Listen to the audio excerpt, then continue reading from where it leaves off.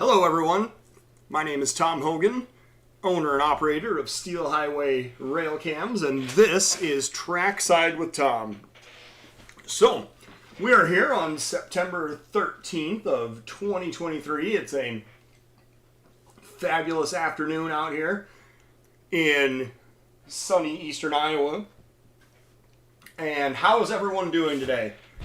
Let's see here. Michael Richmond, hello, how are you doing today? We are live online, and I am just poking around the website a little bit here.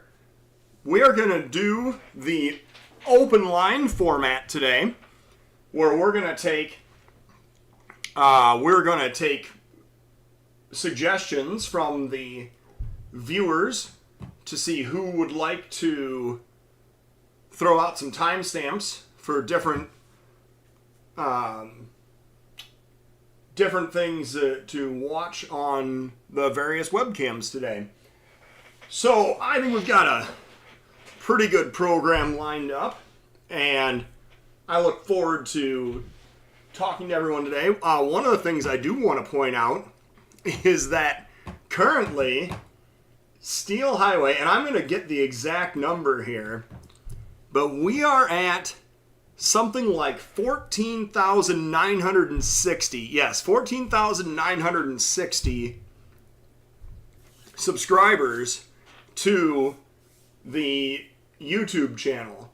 And so we need to make a little push here. Need about 40 more subscribers to get to 15,000. So if there's anyone here that's watching this program with us right now and is not subscribed, you should totally do that right now. But even setting that aside, obviously tell your friends about Steel Highway and make sure that people know that we're out here and all the fantastic webcam locations that we have to offer. So that's our big announcement for the week, is that we need to get to 15,000. Not a nice big round number, 15,000, with lots of three zeros behind it, I guess. 3 zeros. But anyway, hello Arthur, hello M Helium, good to see you guys. We are going to take a little tour of our Amtrak cameras today, and we will be starting with Galesburg. Now, I do recognize that the sound has been an issue in Galesburg, and I'm working on a solution to try to get that fixed. But in the short term, this Amtrak tracker that I've got going on several of the Amtrak locations, one of the things that I actually want to do a poll is, we're going to start a poll right now. Do you find the Amtrak information to be useful? And just a yes or no question. So we're going to start the poll. So we have got, I want to say, 1, 2, 3, 4, 5, 6, 7 cameras, or 8 cameras, something like that, that have Amtrak information listed on them. And I realize that this is one of the questions that people always want to ask. Is there Amtrak on this camera? When's it going to be here? And so, this is something that, hello Daniel Swanson, this is something that I wanted to point out to people, that they know what they're looking at and how to read it. Because I don't know that we've talked about this specifically before. Also, I do want to point out that thank you very much to Dixieland Software, who actually did all the coding to create this updated board for Amtrak. And then if you watch the credits, it does scroll through there and gives their website that you can check out what they have to offer. Because of the limitations of of the web browser and adding it into OBS Studio, I can't make it go to 24 hours. And I haven't been able to figure out how to do that because it's actually not like a different web address. It's actually in the cookies on the web browser. And so there it is, dixielandsoftware.net. Conrail Heritage Unit in Prescott, Monday, unexpectedly. Interesting. So that must be, are you talking about Prescott, Wisconsin on the St. Croix sub? Or somewhere else? I'm curious. Anyway, so we just updated here, and you can see this is set to update, I believe, every 15 minutes. But it's telling you these are the next 4 expected arrivals into Galesburg. And you have, your eastbound Cal Zephyr, your eastbound Southwest Chief, westbound California Zephyr, westbound Southwest Chief. And then it's telling you their time that they're expected to be in Galesburg, and then over here the time that they're actually plus or minus of their expected time. And so in this case, it's showing 44 minutes late. You take 11:41 in the morning, you add 44 minutes, and you get something like 44 minus 19, so 20, like 12:25 is when they would be expected. So we may see both the Cal Zephyr and the Southwest Chief both go through during the course of this program. Having said that, let's see here. Oh, the NS. Okay, the NS Conrail unit, not the CSX Conrail unit. Got it. Thank you for the clarification. So, yeah. Oh, well, look at this. We've got some poll results. We got 20 people here logged in watching us. 100%. Everybody loves the Amtrak information. That is fantastic to hear. I'm very happy for it. And I do know that there are some weather watchers around as well, and I've gotten a lot of positive comments about the weather status update in the upper left corner as well. Now, I'm not sure if we back up here a little bit.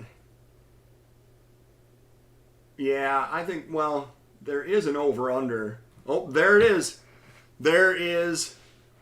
So this should be the Southwest Chief rolling through Galesburg. So he's made his station stop and going to the left, he's actually going toward Chicago, or going east. So going to the left on the upper track or going to toward the camera on the lower is going east. So that was our California Zephyr, or excuse me, Southwest Chief. That was our Southwest Chief, because he is only 15 minutes late, and it is currently 12:09. So yes, he stopped for a few minutes at the Galesburg Amtrak station is off camera to the right from this location. So let's see here. What else have we got going on? We are going to jump over to Sedalia, Missouri, because we have actually not paid a lot of attention to some of these other cameras very much, that I wanted to make sure that we got, basically, give them a little bit of love. Sedalia, Missouri also has 4 Amtrak trips every day. And as we can see here, so the 2 daytime Amtraks have gone by, which I'm guessing they had to have gone by pretty close to on time in order for them to already be through. Hello, Mark Dallas. How are you doing? Here we go. Found one of them. So if we go back here just a little bit further, we're going to see that we can have a little bit of volume. This is our westbound river runner pulling into Sedalia.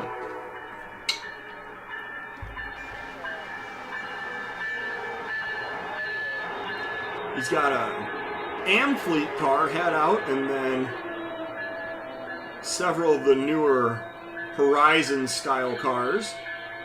Amtrak Midwest Horizon coaches. And as he is pulled in here, it's interesting to me. So he must have already, at the point that we're seeing this, because there's nothing on the Amtrak tracker, which is interesting to me.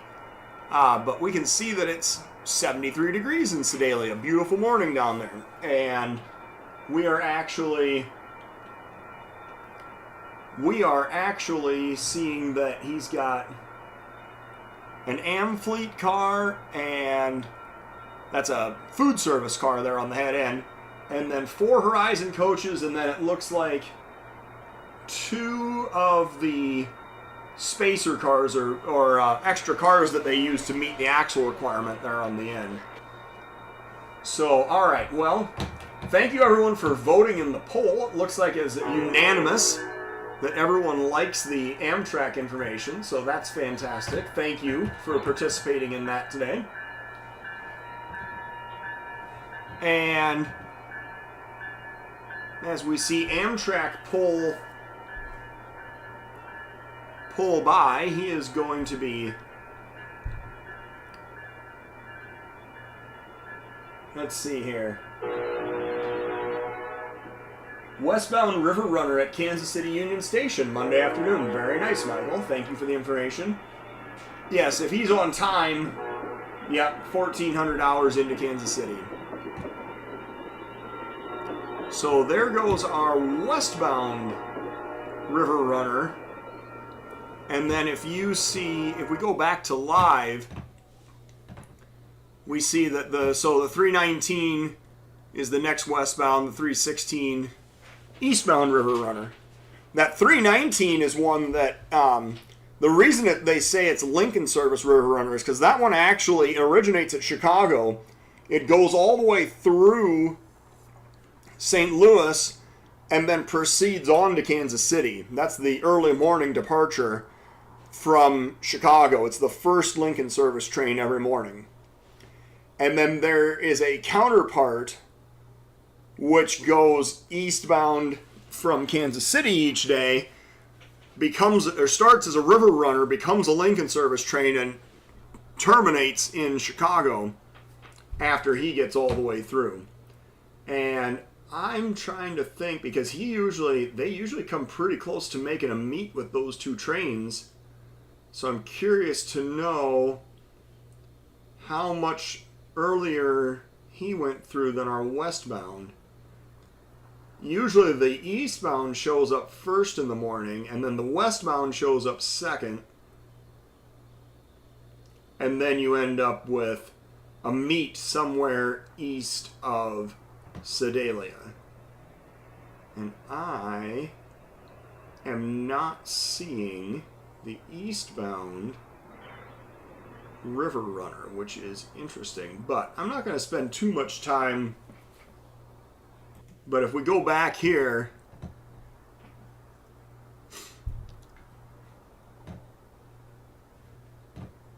so there's the board for the eastbound trains earlier here in the morning. But I am not seeing where it is showing me that eastbound, here we go. This is the first eastbound. And you see here, all right, this is what I was looking for. So this is the 318. This is Sedalia, Missouri. And you can see this 318 is listed as a Lincoln River Runner eastbound that actually terminates in Chicago, which is the opposite of that 319 we were talking about that goes by westbound. And it looks like we have a couple of Amish or Mennonite that are getting ready to board the train here and head for points east. It is fascinating to me to be able to see the amount of patronage that the Amish still give Amtrak at various locations. Always been a fascinating tidbit there. So this guy, again, this time he's got one spacer car on the head end, and then it looks like the 4, is it just 4? Definitely 4 Horizon coaches. And we can see here, not quite 6 minutes late. 10:31 is showing as being here. 10:27 means it's actually only 4 minutes late, even though he's showing on the graphic to be running 6 minutes late. Yes. Hello, Jonathan C. For anyone here that railfans, they used to pull station into the station that goes by and goes to Santa Fe Junction, Wise turns the train, goes back east again. Yes. That is also part of the operation when these trains arrive at Kansas City. They also have a Y, but I believe that for the trains that terminate in St. Louis, I think they just Y the power. I don't think they Y the whole train. But there is a Y there near the St. Louis Amtrak station where they Y their power and then go back toward Chicago. But interesting tidbit nonetheless, so I definitely appreciate the heads up. And we're seeing that, oh, and here he goes. He is ready to blast off to the east as well. Releasing the air brakes and starting to pull on him. So let's see what the rest of his consist is. We got 4 Amfleet coaches. Baggage car on the head end. Here's a 5th Amfleet coach.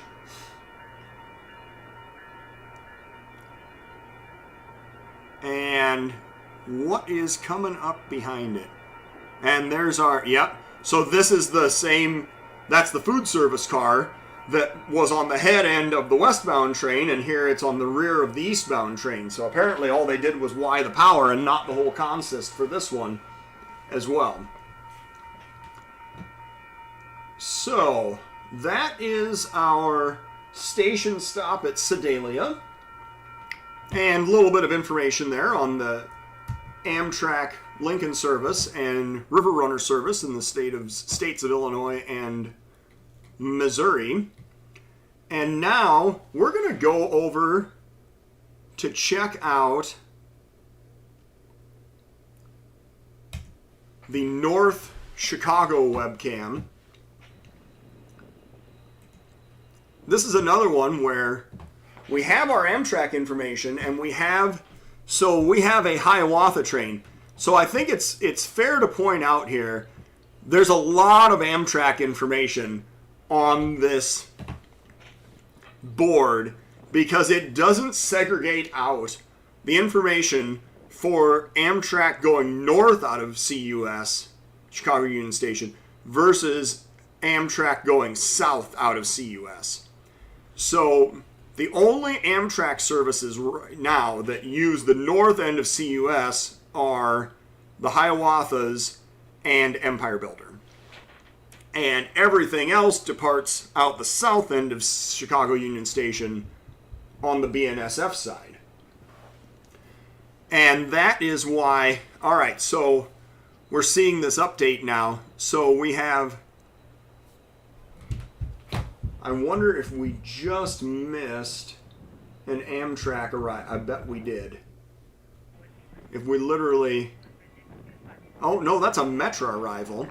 So down here on the lower level, this would be a Metra move either for the North Central service, which goes out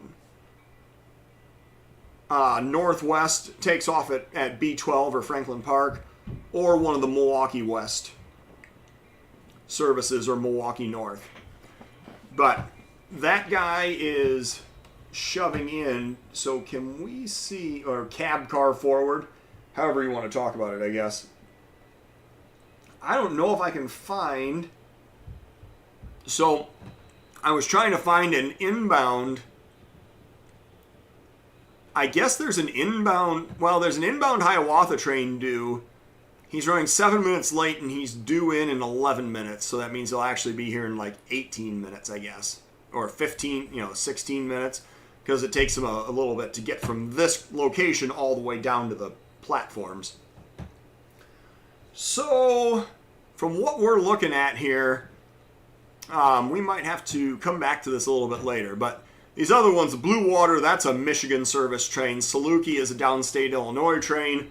But the Hiawatha is the Milwaukee to Chicago Amtrak service. And, we can see here, what I really wanted to do, though, was to go back to watch a little bit of the morning commuter rush, which is obviously just an absolutely crazy time. But we have to go back a little ways here. That weekday morning commuter rush is always just a really fun time to watch this camera. So we're back to 7:58 in the morning, and this is even really not quite as early as I would have automatically gone to. But we can see this is an inbound Northwest service train from Harvard, most likely. UP Northwest service, and we can see we've got a custom paint job on that one of those middle coaches. So if we pause this quick, so 1, 2, 3, 4, 5, 6, 7, 8 coaches. This is a fairly long Metra train by the Metra standards. They run a lot of 4 to 6 coach trains, but this one at 8 definitely a little bit longer. The other thing you'll see is that in the mornings, the preponderance of traffic is going into Chicago, and in the afternoons, the majority of traffic is going outbound toward the suburbs. I think we're going to get an over-under here in a little bit. Yeah, we've got a inbound UP West Line train that's coming in. And again, a wrapped car or custom designed Metra coach. You can also see the different styles of Metra coaches. You've got the, I believe it's the newer style that has the bigger windows on it. And then if you look at, there's this third out from what's the head end right now is a older style bi-level coach with the smaller windows on it. So that's an interesting little distinction to make as well. And actually with these next two coming around the curve, you can see the same thing. Here's one with the bigger coach windows and one with the smaller windows. So, and then we have, these Metra F40s are in fact getting, I think they're calling them FP40, but anyway, they're getting phased out, and they're already purchasing rebuilt EMD locomotives, which you're going to start seeing them in the 500 series, replacing all of these older locomotives. I'm not sure exactly what they date back to, but I feel like they were mostly built in the 1990s. If I look up, let's just take a look here and see. Metra FP40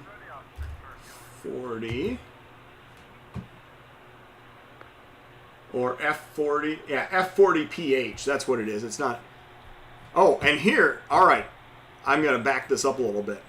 I totally missed the fact that the other thing that I was going to point out was that we've got this we've got a Hiawatha train coming in here as well.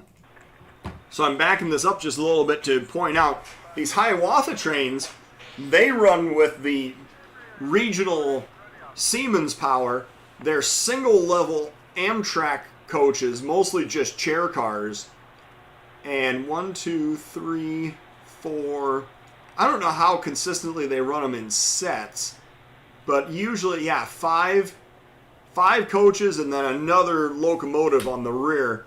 And that's a pretty common, and then you see that Metra train coming in right behind it as well. That's a pretty common configuration for the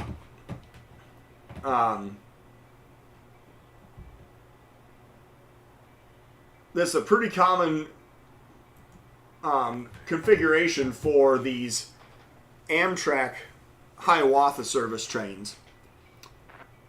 And so, yeah, now we see we've got another Metra train, this time coming in on the street level or the Milwaukee side. And they have one of the, all kinds of interesting stuff here.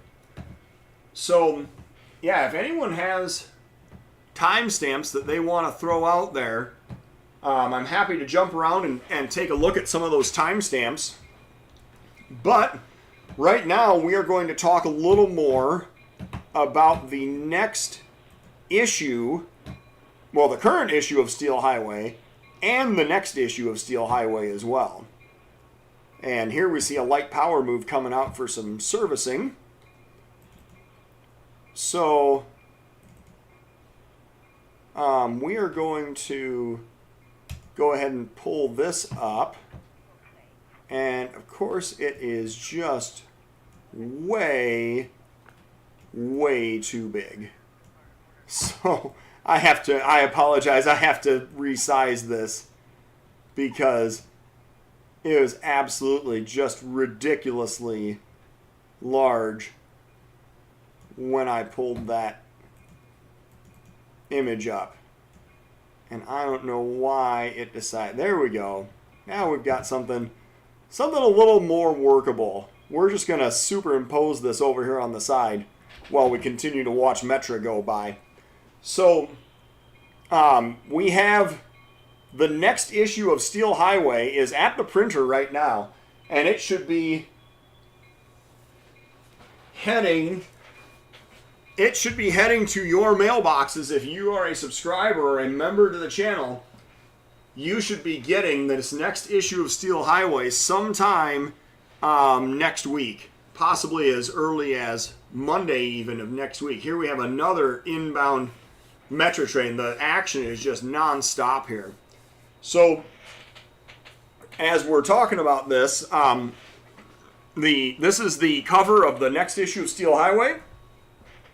This is our third quarter issue, and then the fourth quarter issue we're actually going to have kind of a quick turnaround for.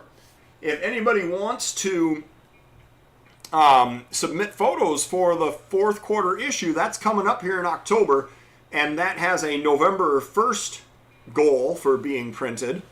So in terms of getting that out to have a magazine out, I'm looking for photos. I'm specifically looking for photos for fall colors. That is what we're looking for the next issue of Steel Highway. So please email photos to me if you want to submit them to be considered for the next issue of Steel Highway. The email address is thesteelhighway@gmail.com. And it is going to be, I think I'm going to set like an October 3rd or October 4th cutoff date. Oh, and here comes another inbound Metra train. So, yeah, it's going to be October 3rd, October 4th, somewhere in there, that we're going to have the next issue of Steel Highway out. Or we're going to cut off submissions for the next issue of Steel Highway. And that is going to be sometime in that first week of October. So if you would like to submit photos, please do so. And I'm happy to consider them. That's thesteelhighway@gmail.com. And, of course, if you want to subscribe to the magazine, or if you want to be able to order an individual issue, you can go to the website at steel-highway.com, and you can have that out to be shared for... Oh, here comes the CMW Heritage Unit too. Look at that. That's pretty nifty that we caught that coming in as well. So yes, steel-highway.com is where you can order the Steel Highway magazine. You can order hats and camera straps and all kinds of fun stuff that we have available for sale. And so we'll switch that off now that we've got that taken care of. And just non-stop traffic here, watching the trains come into Ogilvie Transportation Center, the former Northwestern station, and the north end of Chicago Union Station. Somebody sent me an email. I did have one more thing that I wanted to address. Somebody sent me an email this week about the Chicago cameras specifically, and asking about, are these cameras, are these Metro trains running, like, how are they operated? And I explained to them that there's cab cars on the shoving end, so they always run with the engines away from the platform. I think that was a practice that was originated by the CB&Q, but I can't say that for certain. That might require a little more research. But basically, they run with the locomotives always away from the platform. So when they're going outbound toward the suburbs, the locomotive's leading. Then they have cab cars that have control stands on the other end. And the engineer actually stands or sits in the cab car and runs the controls and operates the locomotive from the cab car end. So he's on the leading end of the move as they're coming inbound to Chicago. And so that's kind of the rationale for the way that works. CPKC 180 shows up on the Ottumwa camera at 7:20:02. Well, I think this will be it for our Amtrak viewing today. And we will go over and check out that Ottumwa camera. Let's take a look here. Thank you for the timestamp there, Michael. Appreciate that as always. And we will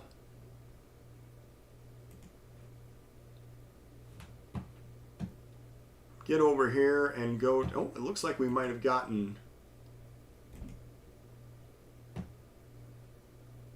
rained on a bit, or got some sunspots on the camera. I'm not sure. And 7:20. I'll have to admit, I haven't looked at this camera for a while. And maybe... TV 8935 Southwind, clear track 15012 5012 814 TLW, Trackside. Alright. I got 275 display, 730-12. So here is the CP180 train. And this is actually something else that I wanted to touch on as well, but this guy is a 100 series, so high priority train for the Canadian Pacific, or the CPKC now, as they're calling themselves. And high revenue traffic on here. Racks and stacks, as they're sometimes referred to. Auto racks. I'm guessing loaded auto racks on this head end. And then it does seem like that the empty auto racks make their way back home in manifest trains most often. So empty or loaded auto racks, I'm guessing, on the head end here with lots and lots of graffiti. And then you're going to see shipping containers following this up a little bit later in the train. There's an orange BNSF auto rack. They're UP, BNSF, what do we got here? Always looking at these auto racks to see what we can find for fallen flags in there. There's a BNSF with the wagon wheel logo. CSX with the boxcar logo. That one looks like it might be missing its... Alright, more BNSF. CP, but just a straight C. And there's a KCS one following it up. strangely appropriate with those two right next to each other. I'm guessing that was probably a Southern Pacific auto rack that maybe had the logo painted over. NS and CSX. And here comes the shipping containers. And these Schneider containers, they're 53 footers. I wanted to pause and look at that briefly. But yeah, sometimes you have to pause it. It's kind of hard to read when they're cruising by at speed. But these Schneider containers are all 53 footers, and so that would make them domestic containers. And then this is some of this Schneider traffic that the CP was so proud of themselves for winning away from UP and BNSF. And I'm guessing that it's when I say domestic, the way I should say that is that these containers are probably bound for southern U.S. or even potentially Mexico, even though Mexico technically is not a domestic market. For the purposes of shipping, it's basically the same thing. That it doesn't have to get on a ship to go somewhere, which is where you see the 40-foot and 20-foot containers that have to actually get on ships and go overseas. So that's where I would draw the distinction of maritime shipping versus domestic. Dinkies, yeah, that's another term that goes back to the CB&Q as well. That the dinkies, yes. So let us move on. I actually want to do... So this is the older style, you can see, of the... This is the way that I set up cameras originally when I started doing it, several years ago. So if you compare this now to the new display with the weather and it draws an interesting parallel between the two.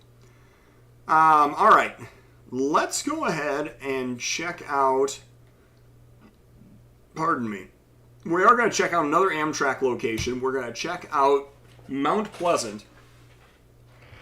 We saw the Southwest Chief go by at Galesburg. We're going to see if we can find the California Zephyr now by Mount Pleasant. We'll blow this up. And I know that, the whole adage about if Amtrak goes by Mount Pleasant before noon, it's considered to be on time, but we actually have, we know, right, what is the actual time that Amtrak is due into Mount Pleasant, and it's something like 10:30 in the morning, I think. 9:54 in the morning. He was only running 50 minutes late today. So we should not have to go back too much further to find him. As we continue. Wait a second. I think.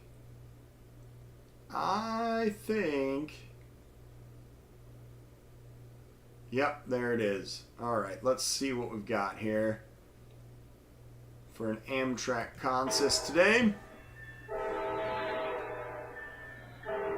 We see the eastbound California Zephyr, number 6, with the 150 and the number 7 leading today. Baggage car on the head end, and then they're pulling down to, I feel like they usually pull down to about 4th or 5th car for Mount Pleasant.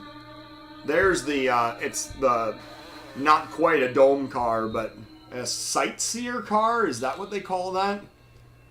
But anyway, with the curved glass windows on the top. So that is definitely something that it's never done by any of the private railroads that I'm aware of. This was definitely an Amtrak design for these Superliner coaches. And, excuse me. So you can kind of see here where you've got the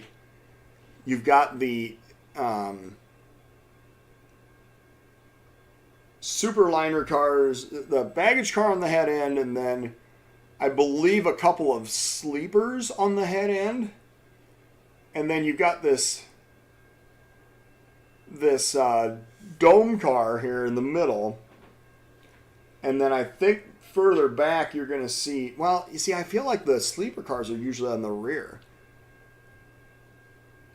Observation car, there you go, thank you. Amtrak observation car, that's the term I was looking for. Appreciate the help there, M. Helium. So, anyway, yeah, this is something, so this draws our comparison to the new style of information bar that we have on the top of the screen here, with the, also still with the date and time, but as well with the weather and the scrolling, information there. So, all right, I was wrong about these F40s. They were actually built in the 1970s, and they were, it looks like, built for Amtrak, but then sold to Metra later on. I was looking up these EMD F40PH, based on the Jeep 40-2. Did know that. Yep. And it's still got the EMD 645 prime mover in it.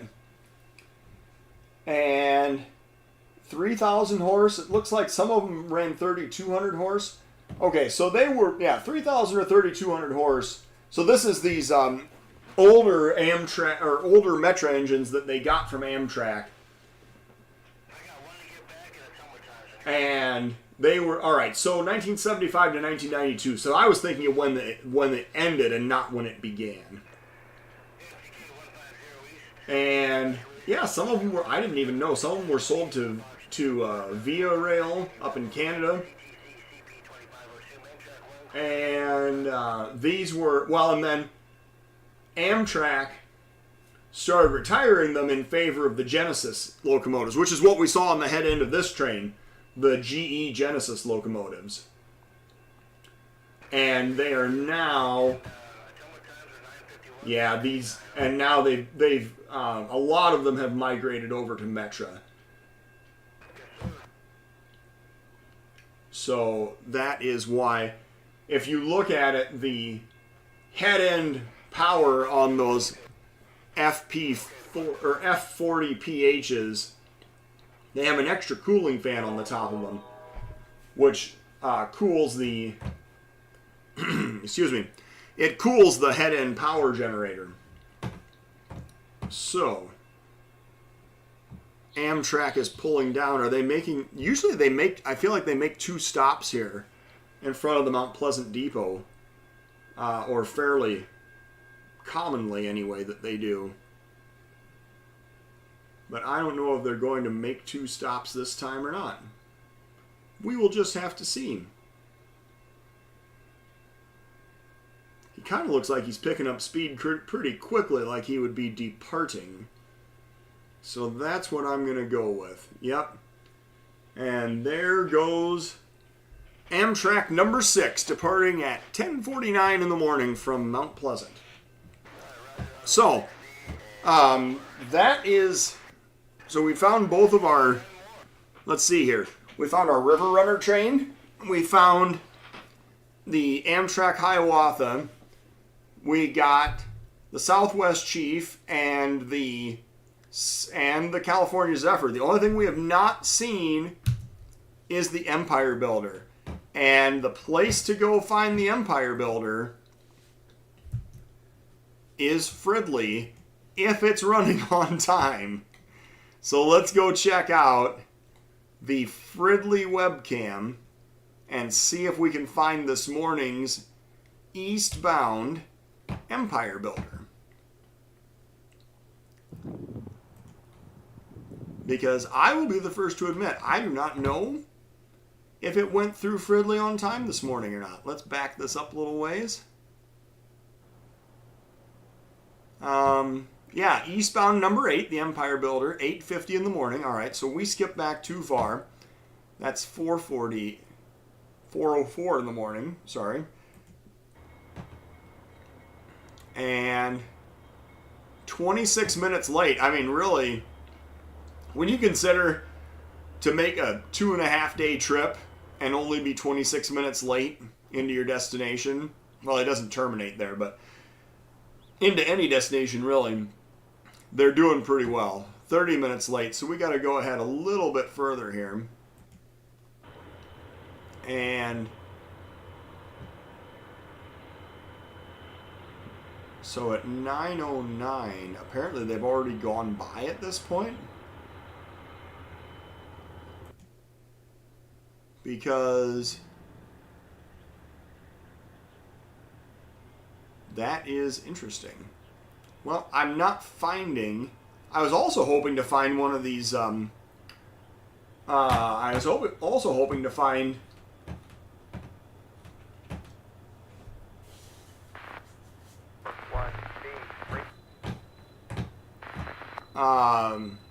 one of the North Star trains that they run in the mornings. But I'm not seeing that either. So the problem, of course, with...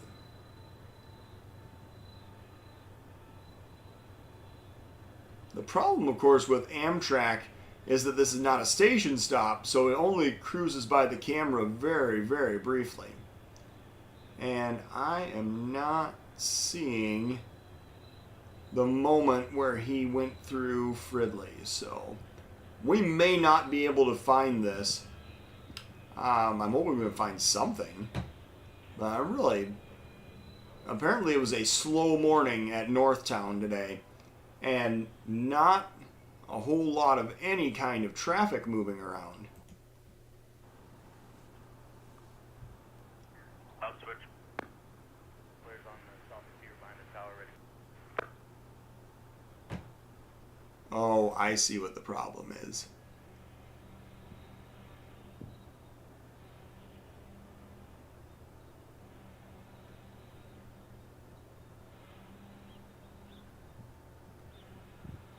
Well, that's fine.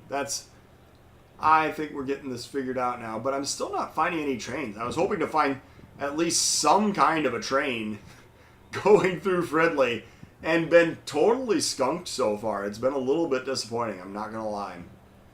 So, where are we going here? Fridley. Are there any trains?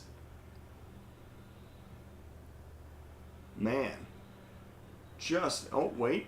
I think we found something. Well, this would appear to be some kind of a local or switch engine going out to very short train, going out to switch some customers maybe.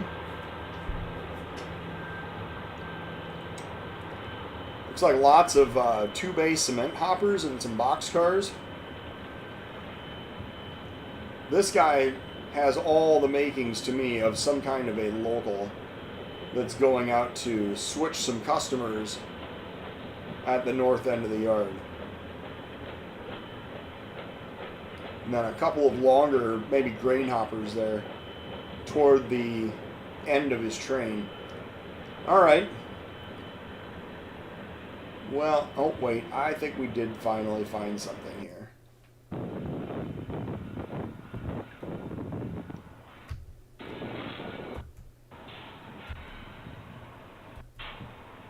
Well, all right. So here we've got an intermodal train that looks like he's arriving on a yard track.